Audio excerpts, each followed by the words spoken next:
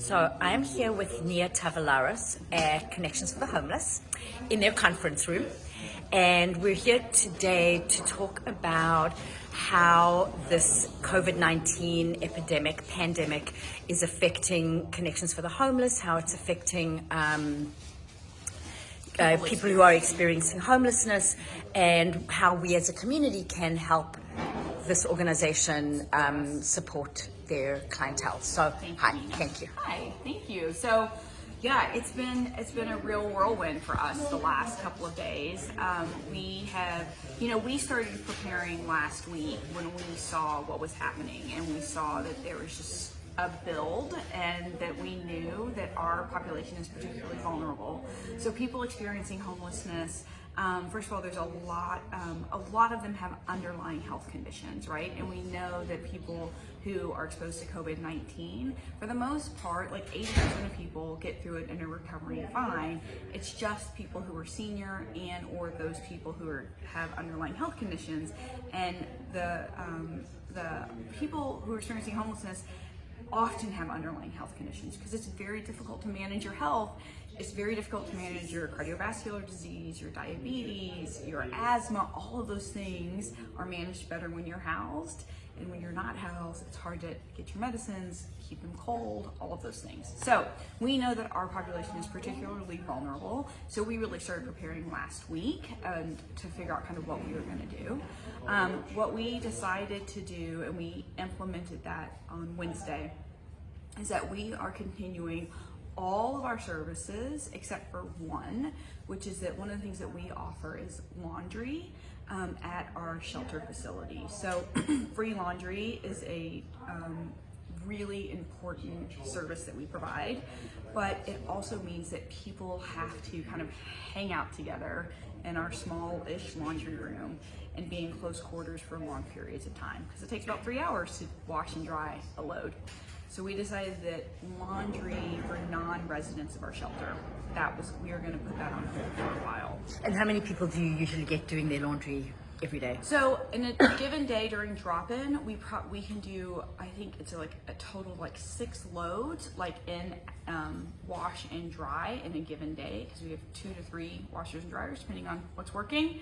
And so we can do 6 loads. So usually that's like, probably no more than 4 people, but sometimes 2 people depending on how many loads. So we've done 2 things. At Connections, we do our shelter services. We talk about our shelter services both as nighttime shelter, which is Hilda's Place. People know that. It's an overnight shelter for up to 18 people who identify as male. Those people are living at our shelter. They are particularly vulnerable. If we had an outbreak of COVID-19 at our shelter, there's no place for those people, for those participants to go. So all of these changes are really in an effort to try and protect that shelter space, because if those folks don't have a place to go, we're not doing our work, right? So nighttime shelter, we're going to be opening up Daisy's Place, which is our women's shelter at First United Methodist Church. We're hoping to get that open up in the next couple of months, hopefully before the close of the emergency shelters that are run by our partners in Interfaith Action Evanston. We're working really hard to make that happen. And then we offer daytime shelter services here at our drop-in, at our offices. So these are our administrative offices that are here, but it also functions as a daytime drop-in service center. So people come here, they can grab a sack lunch, they can work on the computer over here, they can get a cup of coffee, they can visit with the case manager, they can take a shower, they can get some toiletries. And usually this space that we're sitting in right now is full of people who are just hanging out and just getting some respite. Maybe they're putting their head down on the table taking a nap, maybe they're charging their phones, but it's a place where people who are experiencing homelessness can come and congregate. And so where are they? Because it's empty, right? So what we have decided that we had to do is we could no longer offer this as respite space. People can still come in. We're limiting the number of people who can come in at a time. So it's 2 to 3 people at a time, taking care of what their needs are, whether that's a shower or a lunch or a visit with their case manager, and then they're moving on and they're moving back out. because we need to keep people coming in and getting their needs met and then moving back out, but not offering the opportunity for them just to sit and be. So one of the things I would say that as a community that we need to be really aware of is that those of us who are housed, have the ability to sit and be in our house. We can hang out, we can watch TV, we can work on our computers, we can charge our phones, we can do all those things. If you are experiencing homelessness, there is no place for you to sit and be right now. So they may be going to the library, they may be sitting at Panera, they may be sitting at Burger King, they may be sitting in restaurants. And what we need to do is we need to be supportive of that and understanding that that's what our community is doing right now to best serve its homeless community, is allowing folks to not forcing them to congregate into places where they normally would, which is at our drop-in centers. So what does that mean for, I was just talking to somebody today about the library and that there are a lot of people who go and hang out in the library. What if the library closes? Yeah, what if the library closes? That's a real problem. What if all the community centers close? That's a real problem. I mean, we're fortunately not at a place where the weather seems to be kind of on our side, right? So having people be able to be outside is actually, I think, kind of ideal, because that creates that natural space that what are we calling social distancing? When people are outside, there's a natural social distancing, which is good. If those places close also, you know, as a community, we're really gonna have to, I would think, really push back on that, because there isn't a place for people, there is not a place for people to go. I mean, everyone needs to kind of have one or two places where they can be. And we can't have everyone going into one place. You know, that was one of the things that, one of the questions that we dealt with was, well, why don't you just tell everyone, where are you telling them to go? And we're like, well, if we tell everyone who'd usually be here to all go to the same place, then we're just recreating the problem we're trying to avoid, right? So people need to be able to kind of dissipate out into the community, which is the only way to keep everyone safe. Yeah, no, Yeah. I might edit this. Yeah, I mean, I will edit this. Yeah. So what's so hard to understand is, like, if you don't have a place to live or to stay, and you go to the library and you are sick and other people are in the library, Right. you're going to get them potentially sick. Right. So one of the things that we need all of our community to be aware of is that for people who are presenting any kind of illness, right, especially for people who are homeless, a couple things. One, we don't want to just run homeless people like out of spaces, because if they are actually sick with COVID-19 and they go out, we can't find them, right? So what we need to do, and this is one of the things that we've been talking about with our staff and then also with our friends at the emergency shelter, is that if people are presenting as being ill and not well, we actually, our protocol is to isolate them in the space and then reach out to the health department and say, what would you like to do? We have someone who's not presenting not so short of breath that we need to call an ambulance, because obviously if someone is really in distress, we're going to call an ambulance. But someone's come in, they're not their usual selves, they seem to be a little bit ill, there's definitely some coughing. We have isolated them, we've put a mask on them, they're in this small conference room, or at these other locations, at our other location we have another space. But what do you want us to do? And so we're relying on the Evanston Health Department to help us navigate what those next steps are. Because the last thing our community wants us to do is to be like, don't come in here, and then like send them out, right, where we can't find them again. So have you taken direction from the Evanston Health Department, like, as you made these decisions? Yeah, so we have. So our executive director, Betty Bogg, has been in communication both with the mayor and with Ike, who's the director of the health department, and talking about, I mean, it's very fluid. So we're talking every day. You know, yesterday morning, there wasn't a case of COVID-19 in Evanston. This morning, now there's 2. So, you know, so like it's very fluid. And so we're in regular communication with them about kind of what these strategies are and what we want to be doing next. So this is a question I don't even know if you'll know the answer to, but you know, in Italy have quarantined everybody, closed down everything. So what happens then? Because sometimes I think, well, wouldn't it be a smart idea to say everybody stay home for the next 2 weeks? Right. What happens when you don't have a home? Right, exactly. What happens when you don't have a home? So we as an agency have been really wrestling with that exact question, which is why we have made all of these, put all these policies and these new procedures into place to try and do everything we can to not bring that upon ourselves. It may be that the health department or the governor says, shut down, nobody go to work, in which case we'll need to be, we'll obviously be in touch with the state health department to say, we have to have, we're like considered, I would think, kind of critical care, right? So we can run our shelter, our overnight shelter can run on as few as 3 people within a 24-hour period, right? Staff, employees. We're a staff of about 50.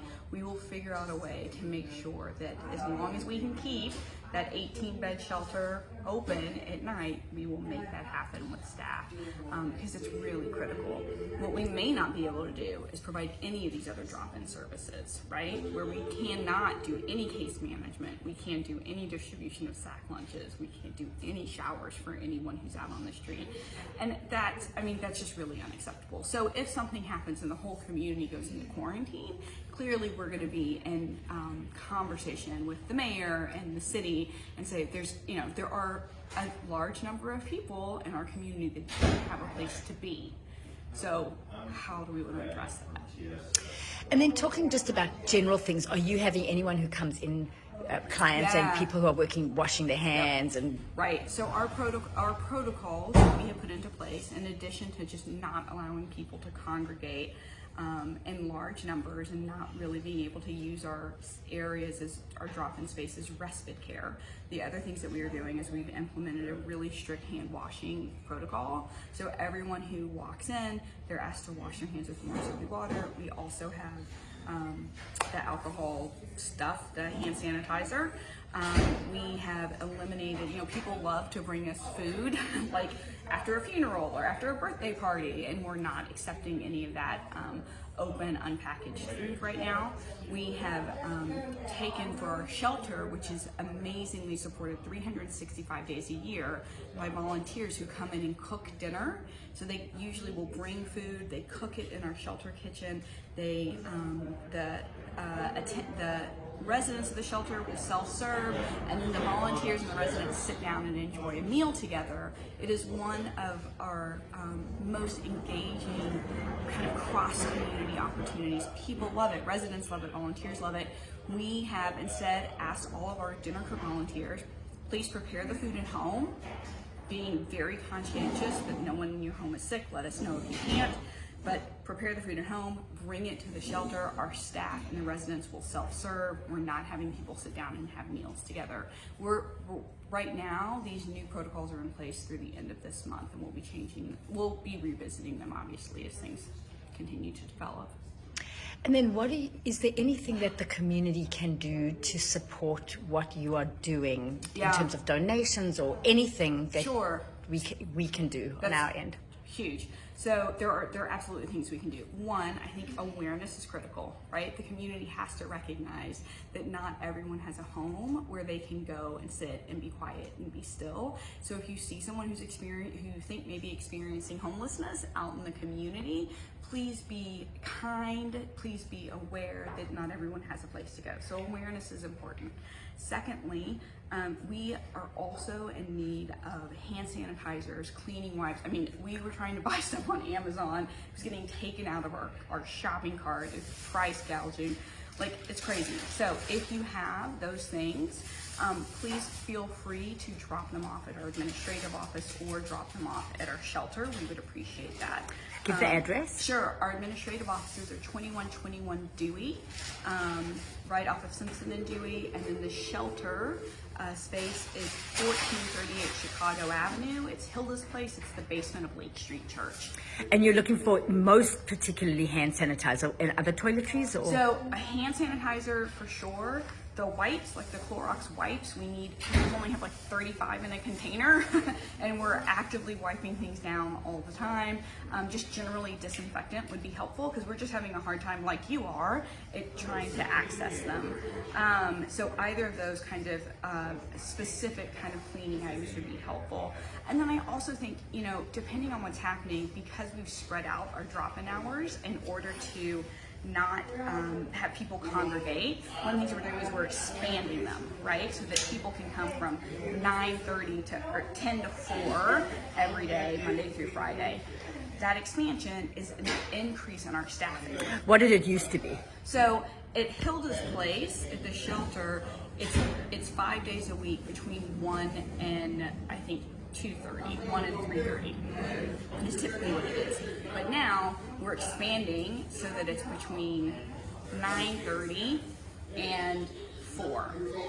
So that's a staffing cost to us, right? Where we're having to stretch out our staffing.